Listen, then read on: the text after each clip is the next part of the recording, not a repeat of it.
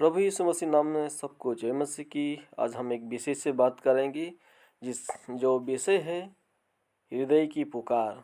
जो हम बहुत समय सोचते हैं कि हमारे हृदय से हम परमेश्वर को प्रार्थना करते हैं, हम अपने हृदय से परमेश्वर को पुकारते हैं, लेकिन हम किस तरह पुकारते हैं इस बात को हमें ध्यान देना है।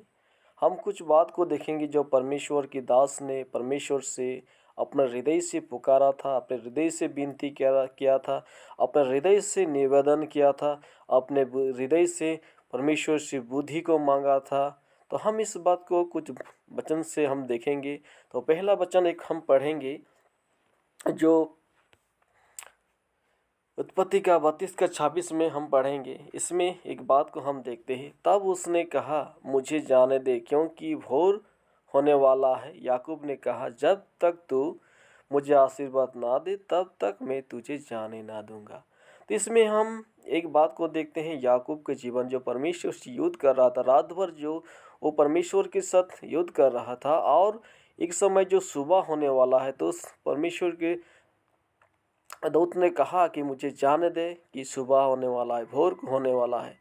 तब याकूब ने कहा, जब तक तू मुझे आशीर्वाद ना दे मैं तुझे जाने ना दूंगा। तो यहाँ से एक बात को हम सीख सकते हैं कि परमेश्वर से याकूब सहायता मांग रहा है। सहायता यानी परमेश्वर से आशीर्वाद मांग रहा है, ताकि आने वाला दिनों में परमेश्वर की अच्छी एक दास बन सके, उसकी जीवन वाले सारे समस्या को दूर हो सके। तो इसी तरह परमेश्वर से वो सहायता मांग रहा है कि आशीर्वाद जब तक ना देगा तब तक मैं तुझे जाने ना दूंगा। तो इससे हमारा जीवन में एक बात को हम समझ सकते हैं।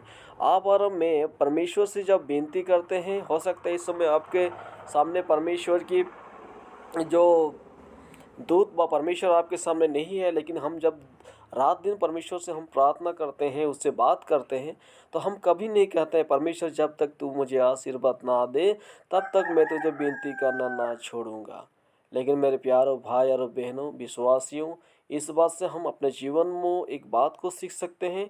हम परमेश्वर से कहना है कि जब तक प्रभु तू मुझे आशीर्वाद ना दे तब तक मैं तुझसे हमेशा प्रार्थना में आपके साथ लगे रहूँगा। और हम देखते हैं जो सुलेमान राजा के जीवन में जो पहला राजा का 3 का 7 और 9 पद में लिखा है, यहाँ एक बात को हम पाते हैं, और अब हे मेरे परमेश्वर यहोवा, तूने अपने दास को मेरे पिता दाऊद के स्थान पर राजा किया है, परंतु मैं छोटा लड़का सा हूँ जो भीतर बाहर आना जाना नहीं जानता। फिर तेरा दास तेरी चुनी हुई प्रजा के बहुत से लोगों के माध्यम है, जिनको गिनती बहुतायत के मारे नहीं हो सकती। तू अपने दास की अपनी प्रजा का न्याय करने के लिए समझने की ऐसी शक्ति दे कि मैं भले बुरे को परख सकूं, क्योंकि कौन ऐसा है कि तेरी इतनी बड़ी प्रजा को न्याय कर सके। तो इसमें हम देखते हैं जो सुलेमान राजा का जीवन के बारे में। सुलेमान राजा परमेश्वर से हो सकता है धन या दौलत वो मांग सकता है, लेकिन पूरे हृदय से उसकी हृदय की जो पुकार है, जो सोच है, जो उसका विचार है, परमेश्वर से वो शक्ति मांग रहा है, सामत मांग रहा है, ताकि उस भले सारे देश के लोगों को, उसकी सारे प्रजा को वो अच्छी तरह से देखभाल कर सके, चला सके। हो सकता है सुलेमान राजा परमेश्वर से कह सकता है, मुझे बहुत सी संपत्ति, बहुत से धन दो कि मेरे सारा आने वाला पुरखा भी, आने वाला जो जनरेशन है वो भी इस धन दौलत से खाकर तृप्त हो जाए।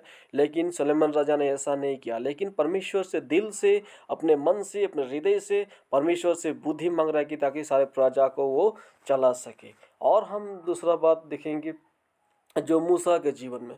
मूसा है परमेश्वर से निवेदन कर रहा है। निवेदन किसके लिए कर रहा है, हम थोड़ा इस बात को पढ़ेंगे। तब मूसा यहोवा के पास आकर कहने लगा, हाय हाय, उन लोगों ने सोने का देवता बनाकर बड़ी ही पाप किया है।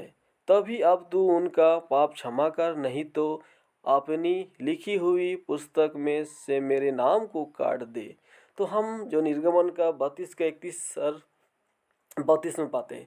तो मूसा यहाँ देखते हैं कि जो इस्राएल जाति लोग थे, जो मूसा जो मूसा ने जो 10 आज्ञा लाने को लेके गया था, और आने के बाद में जब देखा है कि इस्राएल जाति लोग ने सोने का जो मूर्त बनाकर सेवा पूजा कर रहे, नाच रहे, गा रहे, फुर्ती कर रहे, उस समय में जो प्रभु की जो वचन लेकर मूसा आता है, और आने के समय जब देखता है कि लोग पाप में पड़े हैं, तो परमेश्वर से मूसा ही बात को निवेदन कर रहा है कि इन लोगों की पाप को क्षमा कर, नहीं तो वो जीवन की जो पुस्तक में आपने मेरे नाम लिखा है उसे काट डाल। तो आप और मैं इस वचन से, मूसी के जीवन से हम सीख सकते हैं। क्या आपने अपने पड़ोसी के पाप के लिए कभी भी और मैं कहा कि मेरे जीवन में जो पुस्तक, मेरे जीवन के पुस्तक जो मेरा नाम है उसे मैं काट डाल? परमेश्वर आप में कभी नहीं बोला है, लेकिन मूसा परमेश्वर से निवेदन कर रहा है कि लोगों के लिए। तो हम भी एक परमेश्वर की दास व परमेश्वर के दासी होने के लिए हम दूसरों के लिए निवेदन करना है कि दूसरों की जो पाप में पड़े हैं उन लोगों के जीवन के लिए हमें परमेश्वर से निवेदन करना है। और हम एक बात को देखते हैं जो दाऊद के जीवन में, दाऊद के जीवन में हम कुछ बात को सीख सकते हैं। दाऊद के जीवन से हम कुछ बात को सीख सकते हैं। हम इस वचन को पढ़ेंगे जो भजन संहिता 51 का 1-2 में हम पढ़ा है। हे परमेश्वर, अपनी करुणा के अनुसार मुझ पर अनुग्रह कर, अपनी बड़ी दया के अनुसार मेरी अपराधों को मिटा दे। मुझे भली भांति धोकर मेरा अधर्म दूर कर और मेरा पाप छुड़ाकर मुझे शुद्ध कर। तो इसमें जो हम भजन संहिता का 51 का 1-2 पद में जो वचन हमने पढ़ा है, इसमें हम एक विषय को हम पाते हैं जो शुद्धता के विषय में पाते हैं। इसमें जो परमेश्वर से जो दाऊद अपने सारे जो किए हुए बुरे कामों को, जो परमेश्वर के विरुद्ध में किए हुए पापों को, जो अपने हृदय से, अपने दिल से वो परमेश्वर के सामने रख रहा है और कह रहा है कि मुझे धोकर मेरे अधर्म को दूर कर और मेरा पापों को मुझसे शुद्ध कर। तो मेरे प्यारे भाई और बहनों, इस वचन से आप और मेरा जीवन में दाऊद के जीवन सीख सकते हैं कि अभी भी हमने कभी कहा कि परमेश्वर मेरे अपराधों को मुझे मिटा दे, मुझे धोकर मुझे साफ कर, मेरे अधर्म से दूर कर, और पापों से छुटकारा मुझे दे और शुद्ध कर? ऐसे हमने कई बार हो सकता है परमेश्वर से नहीं कहा है, क्योंकि हम अपने पाप में ही जीवन व्यतीत कर रहे हैं। तो अगर आज भी हम अपने पाप में जीवन को व्यतीत कर रहे हैं, तो इस तरह जो दाऊद के जीवन से, अपने हृदय से हम परमेश्वर से कहे कि हमें शुद्धता कर, हमें क्षमा कर, हमें छुटकारा दे, पाप से मुझे मुक्ति दे। इस बात को हम परमेश्वर के सामने आप रखेंगे, परमेश्वर आप कर, मुझे क्षमा कर। क्योंकि हम दाऊद के जीवन में जो परमेश्वर के साथ उसने क्षमा मांगा है, अपने पाप को रखा है, परमेश्वर ने दाऊद को क्षमा किया है। वही परमेश्वर आज भी है और आपका और मुझे भी क्षमा करेगा। और हम देखते हैं जो प्रभु यीशु मसीह को जब क्रूस में दिया गया था, उस समय में एक डाकू था, 2 डाकू था, लेकिन एक डाकू ने जो पश्चाताप किया था उसके बारे में हम देखेंगे। जो लुका लिखित सुसमाचार का 23 का 43 में लिखा है, तब उसने कहा, हे यीशु, जब तू अपने राज्य में आएगा तो मेरी सुधि लेना। तो यहाँ इस बात को बड़े प्यार से, बड़े अपने दिल से, बड़े मन से पश्चाताप करते हुए परमेश्वर प्रभु यीशु मसीह से कह रहा है कि जो अपने राज्य में आए तो मेरी सुधि लेना। तो मेरे प्यारों भाई और बहनों, इस समय दूसरा डाकू भी कह सकता है, लेकिन दूसरा डाकू नहीं कहा। उसी तरह आज भी हम जो इस समाज में जीवित है, हम इस संसार में हैं, तो हो सकता है आसपास में हम बहुत से हमारे लोग हैं, कई लोग परमेश्वर से अपने पश्चाताप को करते हैं, कई लोग भी नहीं करते हैं, दूसरा डाकू की तरह। तो इसी तरह आज भी हम अपने जीवन में जो डाकू अपने दिल से, अपने हृदय से जो पश्चाताप करके वो परमेश्वर से कि अपने राज्य में आने से मुझे सुधि लेना, तो आप और मैं भी कह सकते हैं, परमेश्वर जब मुझे आएंगे, अब मैं आपके साथ बदलों पे, आपके साथ मैं स्वर्ग राज्य में जाऊंगा। ऐसे में कहना आप और मैं कह सकते हैं क्या? अगर नहीं कह सकते तो हमारे जीवन में पश्चाताप करना बहुत ज़रूरी है। जब हम अपने आप और मैं पश्चाताप करते हैं, परमेश्वर हमें शुद्ध करता है, धोकर हमें शुद्ध करता है और परमेश्वर की महिमा के लिए हमें अगुवाई जाने के लिए सहायता करता है। और हम एक बात को देखेंगे जो द्वितीय कुरिन्थियों का 12 का 8-9 पद में, या पौलुस के जीवन में देखते हैं। पौलुस जो परमेश्वर का सेवक था और जो परमेश्वर से उसने जब परमेश्वर की दर्शन को पाया, परमेश्वर ने उससे पकड़ा उसकी सेवकाई के लिए, तो उसने जो अपने जीवन को बदला। तो उस समय उसका बहुत सी समस्या आते थे, कई उसके जीवन में शत्रुएं थे, कई उसके जीवन में खाने पीने का कुछ समस्या था, लोग उससे अपमान करते थे। अरे तू तो उन लोगों को मारने को जाता था, उन लोग काटने को जाता था, आज तू उसी का चमचा बना हुआ। ऐसे बहुत से लोग ठाटा भी करते थे।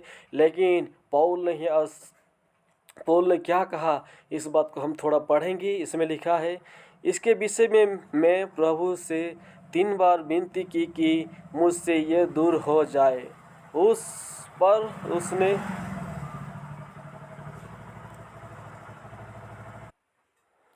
मुझसे कहा, मेरा अनुग्रह तेरे लिए बहुत है, क्योंकि मेरी सामर्थ निर्बलता में सिद्ध होती है। इसीलिए मैं बड़े आनंद से अपनी निर्बलता और पर घमंड करूँगा कि मसीह की सामर्थ मुझ पर छाया करती रहे। तो हम इस बात में एक विशेष से बात को सीख सकते हैं। जो पौलुस के जीवन में जो समस्या आता था, जो जो उसके जीवन में दुर्बलताएं आता था, जो सांसारिक लोग उसे अपमान करते थे, हो सकता है उससे खाने पीने का भोजन नहीं मिलता था, बहुत से लोग उसे मारने चाहते थे।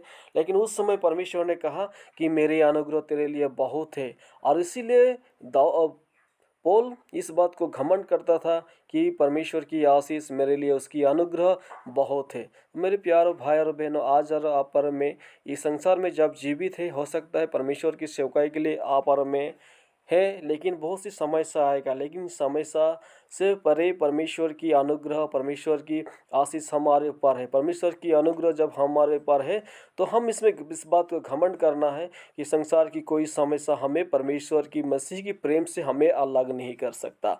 इसलिए हम पूरे हृदय के साथ परमेश्वर की धन्यवाद के साथ हम कह सकते हैं कि हम परमेश्वर की अनुग्रह हमारे लिए बहुत है, परमेश्वर की अनुग्रह हमारे लिए बहुत भरपूरी सी है। तो इसीलिए इस वचन के द्वारा हम सीख सकते हैं, बहुत सी जो परमेश्वर के दास लोगों ने अपने हृदय से परमेश्वर के साथ में जो बात की, और उस बात के द्वारा आप कर मुझे भी इसी समय में हम अपने जीवन में सोचना है कि परमेश्वर को हम बात करना है। हम पहले बात को सीखा, हम याकूब के बारे में सहायता, उसने परमेश्वर से सहायता आशीष पाई। और हम जो मूसा के बारे में जानते हैं, जो उसने निवेदन किया, जो लोगों इस्राएल जाति को ले सलमान के लिए हम देखते हैं, वो सारे इसराइल जाति को चलाने के लिए उसने बुद्धि मांगा। हम देखते हैं दाऊद के जीवन में उसने शुद्धता पाई, जो परमेश्वर के सामने अब सारे गुनाह को रखा। और हम एक डाकू के बारे में जानते हैं, डाकू उसने पश्चाताप किया और उसने स्वर्ग प्रभु यीशु मसीह से सारे पापों गुनाह को कबूल किया। हम देखते हैं जब पौलुस के जीवन में उन सारे समस्या से परमेश्वर ने उसे छुटकारा दिया,